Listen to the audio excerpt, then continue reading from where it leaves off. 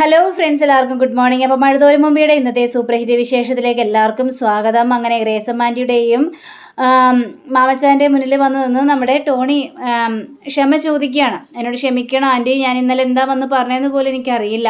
പക്ഷേ എന്തൊക്കെയോ നിങ്ങളോട് പറഞ്ഞതെന്ന് എനിക്ക് മനസ്സിലായി. ഞാൻ എന്ത് പറഞ്ഞാലും എന്നോട് ക്ഷമിക്കണം. ആ ഒരു സിറ്റുവേഷനിൽ ഞാൻ അങ്ങനെ പറഞ്ഞു പോയതാണ്. ഇത് കേട്ട് കഴിഞ്ഞപ്പോഴേക്കും മോനെ, നീ എന്താ പറഞ്ഞതെന്ന് എനിക്കറിയില്ല. പക്ഷെ നീ പറഞ്ഞ ഓരോ വാക്കുകളും ഞങ്ങൾ എത്രമാത്രം സങ്കടപ്പെടുത്തിയെന്ന് നിനക്കറിയാവോ മോനെ എന്നൊക്കെ ഇങ്ങനെ ചോദിക്കുകയാണ്. എൻ്റെ മകൻ നിന്നോട് വലിയൊരു പാപം ചെയ്തു എന്ന് പറഞ്ഞു. പക്ഷേ എന്ത് പാപമാണ് എൻ്റെ മോൻ നിന്നോട് ചെയ്തത്? നിന്നെ കാണുന്നതിന് മുമ്പ് തന്നെ, നിൻ്റെ ഭാര്യയെ നീ കാണുന്നതിന് മുമ്പ് തന്നെ അവർ സ്നേഹിച്ചവരാ. അപ്പോഴാണ് എൻ്റെ മകൻ ഒരു ആക്സിഡൻറ്റിൽ മരിച്ചുപോയത്. ആ ആക്സിഡൻറ്റിൽ മരിച്ചുപോയ അവൻ നിന്നോട് എന്ത് പാപം ചെയ്തു എന്നാണ് പറയുന്നത്. അവൻ ജീവിച്ചിരിക്കുന്നുണ്ടായിരുന്നെങ്കിൽ നിൻ്റെ ഭാര്യയില്ലേ, നിൻ്റെ ഭാര്യയായിട്ട് നിൽക്കുന്നവൾ, അവളെയും എൻ്റെ മോനെയും കല്യാണം കഴിപ്പിച്ച് ഞങ്ങൾ ഈ കുടുംബത്തിൽ നിർത്താനായിരുന്നു. അവർക്കുണ്ടാവുന്ന കുഞ്ഞ് ഈ വീട്ടിൽ കൂടി ഓടിച്ചാടി കളിക്കുമായിരുന്നു. പക്ഷേ അപ്പോഴും നിനക്കവളുടെ പേര് പോലും നിൻ്റെ ചെവിയിലേക്ക് എത്തില്ലായിരുന്നു. പക്ഷെ അതിന് ശേഷമല്ലേ നിങ്ങൾ കല്യാണം കഴിച്ചതും നിങ്ങളിടയിൽ ഇങ്ങനെ ഒരു പ്രശ്നം ഉണ്ടായതും. അത് ഞങ്ങൾ തെറ്റുകൊണ്ടാണോ, അല്ലെങ്കിൽ എൻ്റെ മകൻ ചെയ്ത പാപം കൊണ്ടാണോ നിനക്ക് അവളെ കല്യാണം കഴിക്കേണ്ടി വന്നത്? പിന്നീട് എൻ്റെ കൊച്ചുമോളെക്കുറിച്ച് ഞാൻ അന്വേഷിക്കാനുള്ള കാരണം, ആ കുഞ്ഞിനെ എനിക്ക് കണ്ടെത്തണം. കാരണം എൻ്റെ മകൻ്റെ ചോരയല്ലേ അത്. അപ്പോൾ ആ കുഞ്ഞിനെ കണ്ടുപിടിക്കണമെന്നും ഇവിടെ കൊണ്ടുവന്ന് താമസിപ്പിക്കണമെന്നും ഞങ്ങൾക്ക് വല്ലാത്തൊരു ആഗ്രഹം തോന്നി. അതുകൊണ്ടാണ് നിന്നോട് ഞങ്ങൾ ആ ഒരു കാര്യം പറഞ്ഞത്. പക്ഷേ നീ പറഞ്ഞ ഓരോ വാക്കുകളും ഞങ്ങൾ എത്രമാത്രം വേദനിപ്പിച്ചെന്ന് അറിയാമെന്ന് ചോദിച്ചപ്പോഴേക്കും ടോണി ആണെങ്കിൽ കൈ കൂപ്പി പിടിച്ചുകൊണ്ട് മാപ്പ് പറയുകയാണ്. ഞാനിപ്പോൾ ചെയ്ത തെറ്റുകളെല്ലാം എനിക്ക് തിരിച്ചെടുക്കാനായിട്ട് കഴിയില്ല അങ്ങളെ. പക്ഷേ ഞാൻ നിങ്ങൾക്കൊരു വാക്ക് തരാം എന്നൊക്കെ ഇങ്ങനെ പറയുകയാണ്. എന്ത് വാക്ക്? നീ ഞങ്ങൾക്ക് ഇനി ഒരു ഉപകാരം മാത്രം ചെയ്താൽ മതി. ആ കുഞ്ഞ് എവിടെ ഉണ്ടെന്ന് നിനക്കറിയാലോ. ആ കുഞ്ഞ് എവിടെ ഉണ്ടെങ്കിലും ഞങ്ങളുടെ കൺമുന്നിൽ എത്തിച്ചു കഴിഞ്ഞാൽ അതിനേക്കാളും സന്തോഷം ഞങ്ങൾക്ക് ഇനി വേറൊന്നും കിട്ടാനില്ല മോനെ എന്ന് പറഞ്ഞപ്പോഴേക്കും അങ്ങളെന്നോട് ക്ഷമിക്കണം, എനിക്ക് ആ കുഞ്ഞ് എവിടെയാണെന്ന് അറിയില്ല. അപ്പോൾ രേവതി കൂടി ചോദിക്കണം, സത്യം കിട്ടും നിങ്ങൾക്കറിയില്ല ആ കുഞ്ഞ് എവിടെയാണെന്ന്? ഇല്ല. അപ്പോൾ പിന്നെ ഇന്നലെ പറഞ്ഞതോ നിങ്ങൾക്ക് ആ കുഞ്ഞിനെ അറിയാമെന്നും എവിടെയാണെന്ന് ഞങ്ങളോട് പറയില്ലെന്നൊക്കെ പറഞ്ഞതോ അതെൻ്റെ അപ്പോഴത്തെ ആ രോക്ഷം കൊണ്ട് പറഞ്ഞു പോയതാണ്. ആ കുഞ്ഞ് എവിടെയുണ്ടെന്നോ എവിടെ താമസിക്കുന്നതെന്നൊന്നും എനിക്കറിയില്ല. പക്ഷേ ഇതൊക്കെ ഞാൻ പറഞ്ഞിട്ടുണ്ടെങ്കിലും ഞാൻ നിങ്ങൾക്കൊരു വാക്ക് തരാം. ഇനി ആ കുഞ്ഞ് എവിടെയുണ്ടെങ്കിലും ഞാൻ ആ കുഞ്ഞിനെ കണ്ടെത്തും.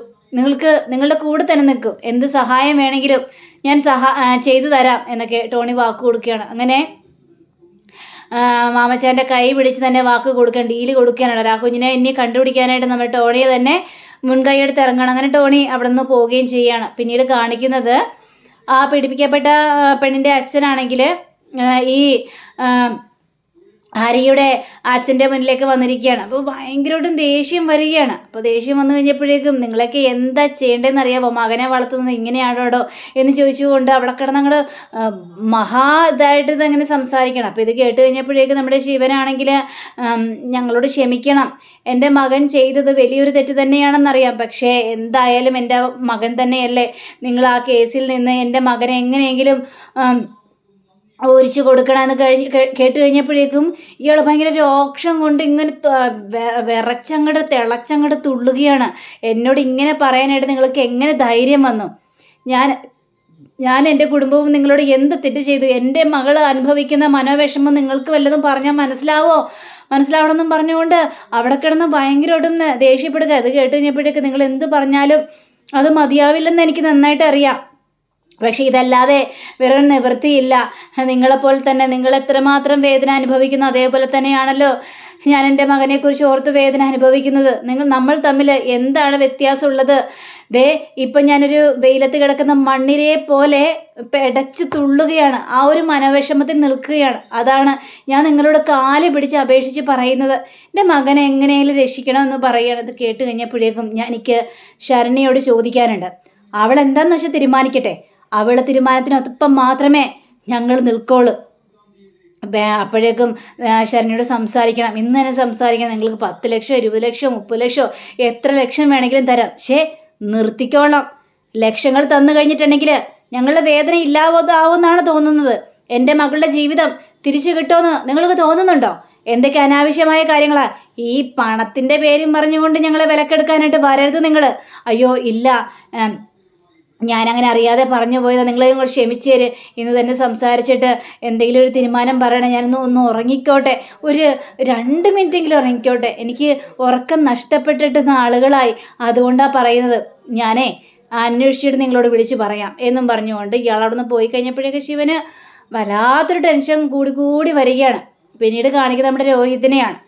അപ്പം രോഹിത് ആണെങ്കിൽ ഒരുങ്ങി പിടിച്ച് വരികയാണ്. അപ്പം ബബിത ചോദിക്കണം, ആഹാ എങ്ങോട്ടാ എന്ന് ചോദിച്ചപ്പോഴേക്കും ഇന്നല്ലേ അങ്ങോട്ട് ചെല്ലാനായിട്ട് പറഞ്ഞിരിക്കുന്നത്, അതുകൊണ്ട് പോവാണ്.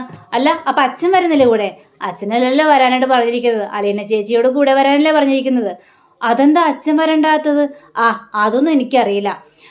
പക്ഷേ അലീന ചേച്ചി അന്ന് അവിടെ ചെന്ന് അച്ഛൻ്റെ മുന്നിൽ നല്ല പെർഫോമൻസ് കാഴ്ചവെച്ചല്ലേ. അപ്പോൾ അലീന ചേച്ചി വന്നാൽ ശരിയാവോ? അതുമാത്രമല്ല, ഇനി അങ്ങോട്ട് ചെല്ലുന്നത് നിങ്ങൾ രണ്ടുപേരെയും നാണം കെടുത്തി ആട്ടി പായിക്കാനാണോ? ഇനി എന്നേക്കുമായി ഇനി കോളേജിലേക്ക് വരണ്ട എന്ന് അച്ഛൻ വൈരാഗ്യം തീർക്കാൻ വേണ്ടിയാണോ വിളിക്കുന്നത് രോഹിതേട്ട എന്ന് ചോദിച്ചപ്പോഴേക്കും ഒന്നും അറിയില്ല ബബിതേ. അവിടെ ചെന്നാൽ മാത്രമേ കാര്യങ്ങളുടെ കിടപ്പ് എന്താണെന്ന് തിരിച്ചറിയാനായിട്ട് പറ്റുള്ളൂ. എന്താണെങ്കിലും നമ്മൾ സഹിച്ചല്ലേ മതിയാവുള്ളൂ. അതുകൊണ്ട് അലീന ചേച്ചി തന്നെ കൂടെ വരട്ടെ എന്ന് പറയാം. അങ്ങനെ അലീന വരികയാണ് ഡ്രസ്സൊക്കെ മാറിയിട്ട്. അപ്പോൾ അലീനയുടെ വരവുണ്ട് കഴിഞ്ഞപ്പോഴേക്കും ബബിതയ്ക്ക് ഭയങ്കരമായിട്ട് ഇഷ്ടപ്പെട്ടു. അപ്പോൾ അലീന ചോദിക്കുകയാണ്, ബബിത എങ്ങനെയുണ്ട് ഈ ഡ്രസ്സ്, എനിക്ക് ചേരുന്നുണ്ടോ എന്ന് ചോദിച്ചു കഴിഞ്ഞപ്പോഴേക്കും എനിക്കറിയില്ല, കണ്ണാടിയില്ലേ നോക്കാനായിട്ട്, എന്താ കണ്ണാടി നോക്കിയില്ലേ, എന്നാലും നീ മേടിച്ചു തന്നെയല്ലേ. അപ്പോൾ രോഹിത് പറയണം, ആഹാ ബബിതയ്ക്ക് അപ്പം നല്ല സെലക്ഷനൊക്കെ അറിയാമല്ലോ അല്ലേ, ഇവളിടുന്ന ഓരോ ഓഞ്ഞ ഡ്രസ്സുകളെ. പക്ഷേ ഈ ഡ്രസ്സ് എനിക്ക് ഒത്തിരി ഇഷ്ടപ്പെട്ടു, അലീന ചേച്ചിക്ക് നന്നായിട്ട് ചേരുന്നുണ്ടെന്നും പറയാം. ബബിതേ നീ മേടിച്ചെന്ന എല്ലാ ഡ്രസ്സുകളെ അടിപൊളിയാ, എനിക്ക് നന്നായിട്ട് തന്നെ ചേരുന്നുണ്ടെന്ന് എനിക്ക് മനസ്സിലായി ബബിത എന്ന് പറയാം.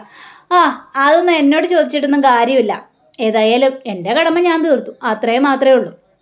രോഹിത് പറയണ, അലീന ചേച്ചി നമ്മളിപ്പോൾ അങ്ങോട്ട് പോവല്ലേ, അപ്പോൾ നമ്മൾ ആ ഫാദറെ കാണാനായിട്ട് പോലല്ലേ പോകുന്നത്, ഏതായാലും അലീന ചേച്ചിയും കൂടെ വരില്ല എന്നൊക്കെ ചോദിച്ചപ്പോഴേക്കും, എടാ എനിക്ക് അന്ന് ഞാൻ അച്ഛനോട് അങ്ങനെയൊക്കെ സംസാരിച്ചില്ലേ, അതിനെ തുടർന്ന് എൻ്റെ മനസ്സിന് വല്ലാത്തൊരു ടെൻഷനാണ്, ഒരു വൈക്ലഭ്യം അച്ഛനെ കാണുമ്പോൾ, അതുകൊണ്ട് ഞാൻ ഏതായാലും കയറി വരുന്നില്ല, നീ കയറി കണ്ടാൽ മതി. അതൊന്നും കുഴപ്പമില്ല ചേച്ചി, ചേച്ചി അകത്തേക്ക് കയറി വന്നാൽ എന്താ പ്രശ്നം, ഒരു കുഴപ്പമൊന്നുമില്ല, ഞാൻ ഒറ്റയ്ക്ക് പോകുന്നതിനേക്കാൾ നല്ലല്ല ചേച്ചി വരുന്നത്. അയ്യടാ നിനക്ക് പേടിയാണ് അച്ഛൻ്റെ മുന്നിലേക്ക് ഒറ്റയ്ക്ക് പോകാൻ എന്ന് പറഞ്ഞാൽ മതിയല്ലോ.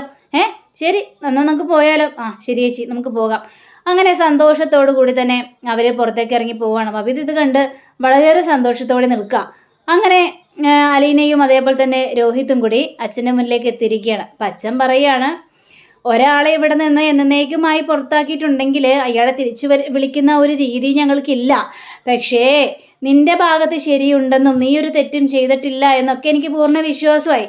അതുകൊണ്ട് തന്നെയാണ് ഞാൻ പ്രിൻസിപ്പളോടും ബാക്കിയുള്ള കാര്യങ്ങളോടൊക്കെ ഞാൻ മാനേജ്മെൻറ്റിനോടൊക്കെ ഞാൻ സംസാരിച്ചത്. അങ്ങനെ സംസാരിച്ച് കഴിഞ്ഞപ്പോഴേക്കും അവരെന്നോട് ചോദിച്ചൊരു ചോദ്യമുണ്ട്. അതായത് അവർ ചോദിക്കുവാണ്, ഇനി അവൻ ആ പ്രവൃത്തി ചെയ്യാൻ മുതിർന്നാലോ? കോടതി പൂർണ്ണമായിട്ടും അവനെ വിശ്വസിച്ചിട്ടില്ലല്ലോ, നിരപരാധിയാണെന്ന് കോടതി പൂർണ്ണമായിട്ടും തള്ളിയിട്ടില്ലല്ലോ. അപ്പോൾ പിന്നെ എങ്ങനെയാണ് നമ്മൾ ഈ കോളേജിലേക്ക് കയറ്റുന്നതെന്നാണ് അവരെന്നോട് ചോദിച്ചത്. അവർ ചോദിക്കുന്നതിലും ശരി തന്നെയുണ്ട് രോഹിത്തെ. കാരണം ഞാനപ്പോൾ അവരോട് പറഞ്ഞ മറുപടി, എന്തായാലും അവനെ നമുക്കൊരു ചാൻസും കൂടി കൊടുക്കാം, അവൻ ഏതായാലും ഈ കോളേജിൽ നന്നായിട്ട് തന്നെ പഠിച്ച ഒരു വ്യക്തിയാണല്ലോ, എന്താടാ നീ ഇനി വീണ്ടും ആ പ്രവൃത്തി ചെയ്യോ എന്നൊക്കെ ഇങ്ങനെ ചോദിക്കുകയാണ്. ഇത് കഴിഞ്ഞപ്പോഴേക്കും, ഇല്ല ഫാദർ ഒരിക്കലുമില്ല, എനിക്കൊരു തെറ്റുപറ്റിപ്പോയി, പക്ഷേ ഇനി അത് ആവർത്തിക്കില്ലെന്ന് തന്നെയാണ് എൻ്റെ വിശ്വാസം, ഞാൻ ഒരിക്കലും അങ്ങനെ ചെയ്യില്ല ഫാദർ. പിന്നൊരു കാര്യം കൂടി പറയാം, ഞങ്ങളെ ഇതിനെല്ലാം ഒരു പരിഗണന കൊടുത്തിരിക്കുകയാണ്. നിന്നെ ഡിസ്മിസ് ചെയ്യാൻ തന്നെയായിരുന്നു തീരുമാനം, പക്ഷേ അത് സസ്പെൻഷനിൽ ഒതുക്കി, 1 മാസത്തേക്ക് സസ്പെൻഷൻ എന്നും പറഞ്ഞുകൊണ്ട് ഒരു കാർഡ് കൊടുക്കുക. ഇപ്പോൾ 2 മാസത്തെ ക്ലാസ് നിൻ്റെ പോയി, പക്ഷേ ഇനി 1 മാസം കൂടി ആവട്ടെ, അതുകൊണ്ടാണ് ഇത്രയും ചുരുക്കി ആക്കിയത്. അങ്ങനെ പറഞ്ഞപ്പോഴേക്കും ഒരുപാട് നന്ദിയുണ്ട് ഫാദർ, ഇതൊരിക്കലും ഞങ്ങൾ മറക്കില്ല, ഫാദർ തിരിച്ചു വിളിക്കുമെന്ന് പോലും ഞങ്ങൾ വിചാരിച്ചതല്ല. വിളിച്ചതിൻ്റെ കാരണമൊക്കെ അറിയാലോ, ഞാൻ കൂടുതൽ ഇടപെട്ടത് കൊണ്ട് മാത്രം തന്നെയാണ് ഇത് മുന്നോട്ട് പോകാനുള്ള കാരണം. ശരി ഫാദർ, എങ്കിൽ പിന്നെ ഞങ്ങൾ ഇറങ്ങിക്കോട്ടെ. അങ്ങനെ ഇറങ്ങാൻ വരട്ടെ, അവിടെയൊന്ന് നിന്നേ എന്ന് പറഞ്ഞുകൊണ്ട് അലീനയെ നോക്കിയിട്ട്, എന്ത് പറ്റി, ഇയാളെന്താ ഇപ്പോൾ ഒന്നും മിണ്ടാത്തത്? അല്ല കഴിഞ്ഞ പ്രാവശ്യം വന്നു കഴിഞ്ഞപ്പോൾ ഇങ്ങനെ അല്ലായിരുന്നല്ലോ, അത് വല്ലതും ഓർമ്മയുണ്ടോ എന്ന് അലീനയോട് ചോദിച്ചു കഴിഞ്ഞപ്പോഴേക്കും അലീന ആകെ ഇങ്ങനെ സ്തംഭിച്ച് നിൽക്കുകയാണ്. അല്ല നീ ഇവൻ്റെ ചേച്ചിയാണെന്നല്ലേ പറഞ്ഞത്? അതെ ഫാദർ, ഞാൻ ചേച്ചിയാണ് എന്ന് പറയാം. ചേച്ചിയായിട്ട് അല്ല, ഞാനൊരു കാര്യം ചോദിക്കട്ടെ, ചേച്ചിയാണെന്ന് പറഞ്ഞു, അപ്പം എങ്ങനെ ബൈബിൾ വചനങ്ങൾ അറിയാം കറക്റ്റായിട്ട്? ആരാ നിനക്ക് ബൈബിൾ പഠിപ്പിച്ചു തന്നത് എന്ന് ചോദിച്ചു കഴിഞ്ഞപ്പോഴേക്കും അത് പിന്നെ എൻ്റെ പ്രജിതാ മമ്മി. പ്രജിതാ മമ്മിയോ? അതാരാ പ്രജിതാ മമ്മി എന്ന് പറയുന്നത്? എൻ്റെ വളർത്തമ്മ. വളർത്തമ്മയോ? എന്തൊക്കെയാ പറയുന്നത്? അപ്പോൾ ബാലചന്ദ്രൻ്റെ മകളല്ലേ, ഇവൻ്റെ ചേച്ചിയല്ലേ നീയ? അപ്പം എങ്ങനെ പ്രജിതാ മമ്മയും വളർത്തമ്മ എന്ന് പറയുന്നത്? അപ്പോൾ സ്വന്തം അമ്മയല്ലേ നിന്നെ വളർത്തിയത്? ഇല്ല ഫാദർ, എന്നെ സ്വന്തം അമ്മയല്ല വളർത്തിയത്, പ്രജിതാമ്മയാ എന്നെ വളർത്തിയത്, എൻ്റെ വളർത്തമ്മ എന്ന് പറഞ്ഞു കഴിഞ്ഞപ്പോഴേക്കും പറയുന്നൊന്നും വ്യക്തമാവുന്നില്ലല്ലോ. നിന്റെ പേരെന്താണ് എന്ന് ചോദിച്ചപ്പോഴേക്കും എൻ്റെ പേര് അലീന. നിനക്ക് എത്ര വയസ്സായി? 23 വയസ്സ്. നീ പറയുന്നൊന്നും മനസ്സിലാവുന്നില്ല എന്ന് പറഞ്ഞപ്പോഴേക്കും ഞാൻ ഓർഫനേജിലാണ് ഫാദർ വളർന്നത് എന്ന് പറയാം. 23 വർഷക്കാലം നീ ഓർഫനേജിൽ വളർന്നു വന്നോ? അതെ ഫാദർ, 23 വർഷക്കാലം ഞാൻ ഓർഫനേജിൽ തന്നെയാണ് വളർന്നത്. അപ്പോൾ നിന്റെ അച്ഛനാര് അമ്മയാരാണെന്ന് നിനക്ക് അറിയില്ലേ എന്ന് ചോദിച്ചപ്പോഴേക്കും എനിക്കറിയാം ഫാദർ, എൻ്റെ അച്ഛനെയും അമ്മയും എനിക്കറിയാം. പക്ഷേ എൻ്റെ അച്ഛനും അമ്മയ്ക്കും ഞാൻ ആരാണെന്ന് അറിയില്ല ഫാദർ എന്ന് പറഞ്ഞപ്പോഴേക്കും ഫാദറിൻ്റെ ഒന്നും അങ്ങോട്ട് അടിപതറുകയാണ്. നീ എന്തൊക്കെയാ മോളെ പറയുന്നത്? അപ്പോൾ ഇവൻ്റെ സ്വന്തം ചേച്ചിയല്ല നീ? ഇല്ല ഫാദർ, ഞാൻ അവരുടെ വീട്ടിൽ ജോലിക്കാരിയായിട്ട് വന്നതാണ്. 1 വർഷമായി ഞാൻ വന്നിട്ട്. പക്ഷേ നീ പിന്നെ ചേച്ചി എന്നൊക്കെ പറയുന്നതോ എന്ന് പറഞ്ഞപ്പോഴേക്കും അത് അവരുടെ നല്ല മനസ്സ്, അവരെനിക്ക് ആ ഒരു പരിഗണന തന്നു ഫാദർ. അതുകൊണ്ടാണ് അവരുടെ ചേച്ചിയായിട്ട് എനിക്ക് ആ വീട്ടിൽ കഴിയാനുള്ള അവസരമൊക്കെ ഉണ്ടായത് എന്ന് കണ്ണീരോട് കൂടി തന്നെ പറയാണ്. എനിക്കിത് വിശ്വസിക്കാൻ പോലും പറ്റുന്നില്ല. രോഹിത്തെ, ഈ പറഞ്ഞ മുഴുവൻ സത്യം തന്നെയാണോ എന്ന് ചോദിച്ചു കഴിഞ്ഞപ്പോഴേക്കും അതെ ഫാദർ, സത്യം തന്നെയാണ്. ഏതായാലും അലീന എന്നെ ദൈവവചനങ്ങൾ പറഞ്ഞ് അങ്ങോട്ട് ഇരുത്തിക്കളഞ്ഞു.